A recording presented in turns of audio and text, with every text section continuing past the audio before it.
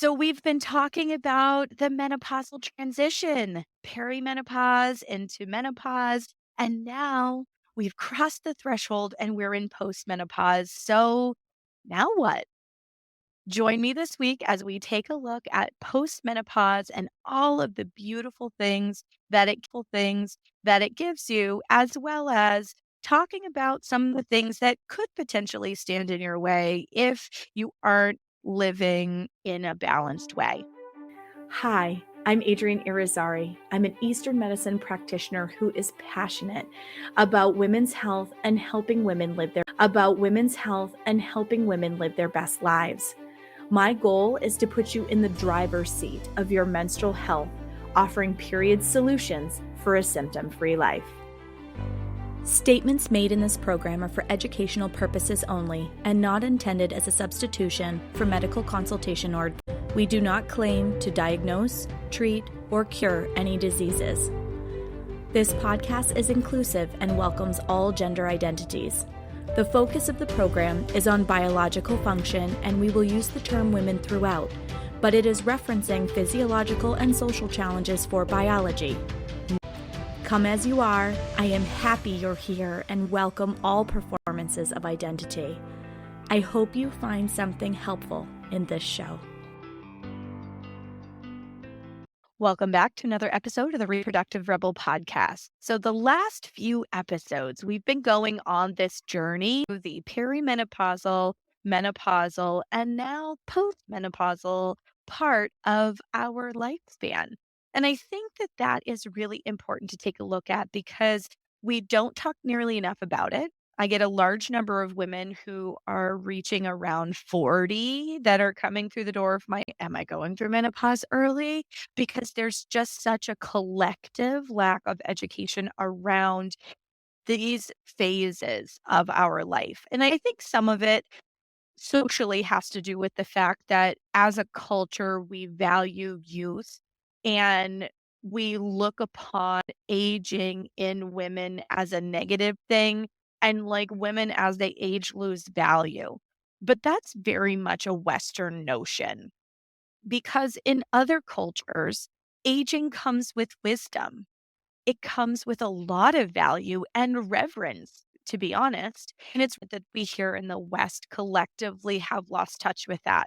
So I think that that does feed our overall lack of education, understanding, and really our openness to getting this information.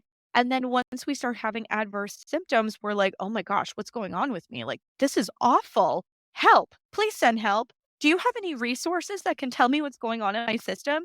And because it becomes a frantic level of urgency because of how miserable they feel. So I wanna provide this little I'm gonna consider it kinda like a mini series of perimenopause, menopause being the 3rd golden opportunity, coming into 2nd spring. These episodes really are for people to be able to begin understanding what their transition is doing, how it can show up for them, and what they can do to really support themselves during this transition. So, if you remember, or if you haven't had a chance to listen to it, definitely check out episode 28. But in episode 28, we look at the definition of menopause, and that is going one full 12-month time frame period. All right. We spent some time talking about the journey up to that point and going through that transition, but now you've crossed the menopausal threshold. So, what can you expect? As we saw with the menopausal transition, there is this turning outward in your energy that begins to happen where you feel very drawn and very driven to turning towards new careers, new passion projects, going back to school. You're really embracing life to the fullest. It's a little bit like being a teen again for creating life. You can begin to use your own energy to create your life. You are in your water years, and movement, lifestyle pacing, and nourishment are all considerations for a vibrant second spring. So remember, Chinese medicine looks at this phase of your life as coming into second spring, which I think is an absolutely beautiful way to think about this phase of your life because you aren't having babies and creating their life, right? Now, you are no longer losing your jing month or your essence every month as you bleed. You're now using your chi, your life force, your vital energy for things other than other people. You're now able to do it for yourself, able to do it for yourself. So, this is a new and exciting chapter in your life as it's unfolding. There are, however, a few things to consider as you embrace all that this chapter of your life has to offer to prevent symptoms from slowing you down. So, as we discussed in episode 28, kidney yin and liver yin deficiency are the most common things for women to see during their transition. So, once you're coming out the other side of that transition, it's important to be mindful to support your yin with diet and lifestyle. Okay, so your substance in order to keep these heat signs from creeping in. So, not supporting your yin can lead to things like UTIs, yeast infections, bacterial vaginosis or BV, dry eyes, light sleep or disrupted sleep. That disrupted sleep could be just floating on the surface of your sleep, not feeling like you get a really deep sleep, or it could be heat creeps in and maybe it's not a full blown hot flash, but you get warm and you're doing that half in, half out of the covers again, and it's enough to bring you up out of your restful state. So I'd say the most common things I see in my practice are UTIs in the postmenopausal timeframe, disrupted sleep, and dry eyes. Dry eyes and UTIs being almost tied for the win. I worked with a client a few years back now who all she had to go, and it wasn't quite a full-blown UTI because she would go to the doctor and they would test her and it didn't come back positive, but she had that discomfort and pressure and urgency and maybe even a little bit of burning. And it was like a chronic state for her to be living in. And it was very frustrating because she'd run to the bathroom a lot. It was disrupting her ability to really enjoy the new job that she had, that she really loved, and all of those things. And so she started working with me, and we used herbs and diet and lifestyle and steam. And in just a few months' time, she was able to completely eliminate those symptoms. Her mind was utterly blown by the fact that she didn't have to live like that. She didn't have to continually go to the doctor's office for antibiotics because she was struggling with infections. And let me also, most of you probably know this, but for those of you that don't, chronic antibacterial use for things like infections will obliterate your gut flora. So it opens you up to other kinds of issues, digestive issues, getting sick, all of these kinds of things, recurrent infections. So having to rely on antibiotics in order to survive really isn't a sustainable model. So being able to create right relationship in the body so that you don't have issues with UTIs and these other kinds of heat signs, it's magic for most people. They're like, wow, I don't know what you did, but I'm so grateful that we did this. So grateful that we did this.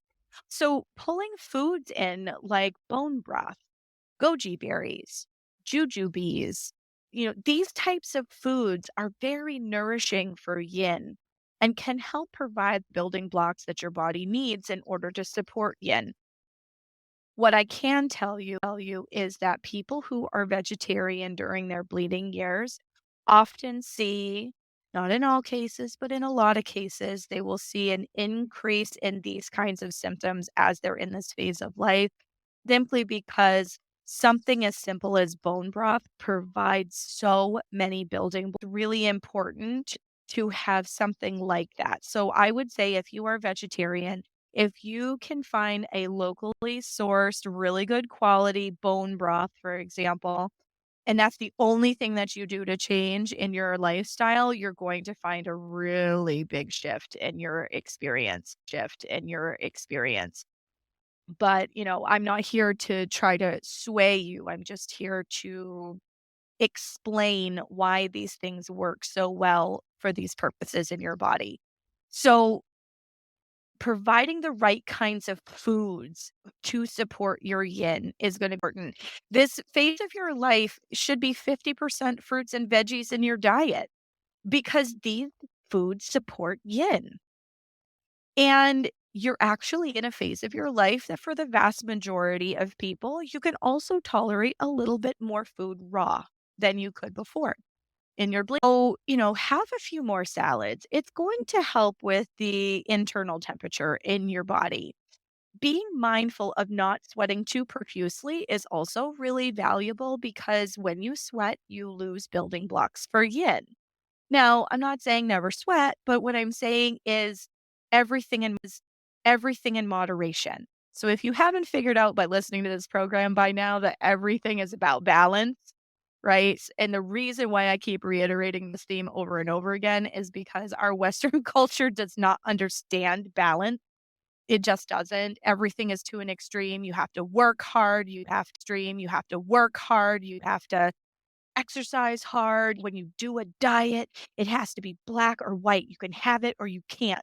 No, that is not sustainable. And this is why people's diets don't work. This is why people's lifestyle don't work. We can't be too sedentary, but we can't be overactive. It's all about creating this balanced, fluid relationship inside of your body from an energetic perspective, as well as what it is that you're putting into your body, bringing the body into right relationship because the body always wants to reach towards homeostasis. So we just aren't really well at the tools that we need in order to do that. So that is one of the big purposes of this program is to give you actionable, tangible things that you can bring into your lifestyle that are quite simple. And you may not have even realized that this was something that would be helpful. And then as you hear me talking about these things, you're like, oh, that makes a lot of sense. Or I was already naturally kind of doing that. Oh, well, that's cool. Right. So for some of you, I hope this is validating. For some of you, this might be entirely new, but little things like bone broth a few times a week in your diet will make a drastic impact on how your yin shows up in your body. It will make it so that when you drink water, you don't feel like you have to keep drinking and drinking and drinking and it's going straight through you and all you do is it goes in and then you go to the bathroom, right? These types of foods that in the body, it helps signal the body to hold on to the fluids that you're putting into it so it doesn't go straight through you. So there are a lot of reasons why incorporating things like bone broth, like goji berries, they're going to help dry eyes, they're going to help how thirsty you are, and so on and so forth. So on and so forth. So being mindful to not sweat so profusely and be really careful with your alcohol intake. I'm not telling you that you can't do it, but alcohol on the whole is warming. Hard alcohol is more warming than other things, but on the whole, alcohol is warming and that will give you what one of my clients calls power surges where you might have gone for a long stretch of time where you don't have any hot flashes, and then all of a sudden you're like, "Oop, I was hot all night that night." And I'll ask questions like, "Well, did you have a glass of wine before you went to bed?" And usually the answer so I'm not demonizing it. And again, you have to live your life. Finding a way to balance your joy and the things that you enjoy with things that are going to help reduce symptoms or lifestyle practice that are going to create more ease, your body is going to be able to handle the occasional glass of wine better because collectively 80% of the time you are not having the alcohol and you are incorporating the bone broth, right? So we're looking to create balance that is sustainable so that you're happy to stick with it. And that is something that we really struggle with in our culture is understanding that it really is all about balance. This is why diets don't work. because you do it for a period of time and then you get frustrated because you're depriving, quote unquote, depriving yourself of these things that you want. And then you fall off the wagon. And for a lot of us, we fall off the wagon really hard. And then we're like, oh, I have to get back on track on Monday. Monday, I'm going to get back on track, right? It shouldn't be like that. This should be a part of your lifestyle that is as natural as breathing, where most of the time you are supporting your yin in your diet, or that you're getting mindful movement. And, by the time you're getting into this postmenopausal period, weightlifting, folks. This does not have to be powerlifting. That is not what I'm saying. Again, with extremes. What I'm saying is weight bearing activity 2 to 3 times a week is going to help prevent and minimize the experience with osteopenia and osteoporosis. You have a muscle tug on bone. Kidneys in Chinese medicine govern the bones and the marrow. And if you are providing that muscle tug on bone, you are supporting your kidneys. So this could be lightweight bearing activity. I had a mentor earlier on in my career who used to wear a fanny pack with soup cans in it because she would go and have a bone scan done and she would notice that she was getting a little bit of osteopenia around her hip on one side. She would walk the house doing the dishes, whatever the heck, with soup cans over that hip. And then she'd go back and she'd have her bone scan done and her bones looked better. So, I'm not saying it has to be crazy weight-bearing activity, but 2 to 3 times a week, weight-bearing activity. Things like walking, things like yoga because activity. Things like walking, things like yoga because we tend to stiffen up as we get older. Find ways to open your joints and move in ways that aren't sitting and standing. It's really, really healthy for you. It will help you feel vital long after your bleeding years are over. Long after your bleeding years are over. In some cases, herbal support is also warranted to keep undesirable symptoms at bay. So, I am a peri-steam hydrotherapist. I am an acutonics practitioner, an herbalist, and a Chinese nutritional therapist. If you don't, and I use all of these tools, particularly with this age group. I find that pelvic steaming is incredibly supportive for my postmenopausal clients. They help with UTIs or they help with that little like feeling that you get like, maybe I am going to start getting a UTI, but I know that I feel a little uncomfortable down there. Working with somebody who knows how to use steaming in a clinical way can help to get rid of symptoms like that and keep them at bay. So, with the right type of herbs and the right type of steaming protocol, I have a lot of my postmenopausal clients every other week, and it's enough to maintain their symptom free lifestyle. Some of those folks will incorporate a little oral herbal support because, their libido has been a little bit lower due to stress, or they are seeing a little bit of heat disturbing their sleep. And steaming has helped with a lot of the symptoms, but hasn't completely nixed them. That's where I would pull in a little bit of oral herbal support. But the whole point of this is that there are natural ways of being able to support any of these potential challenges that could arise as a result of the fact that you are a little more yin deficient during this phase of your life. So, moral of the story, post menopause is your second springtime to shine. You are budding and flourishing and blooming and taking on life with all of the vitality and zest that you want. So don't let your body and symptoms that are going on in your body prevent you or inhibit you from living your life to the fullest.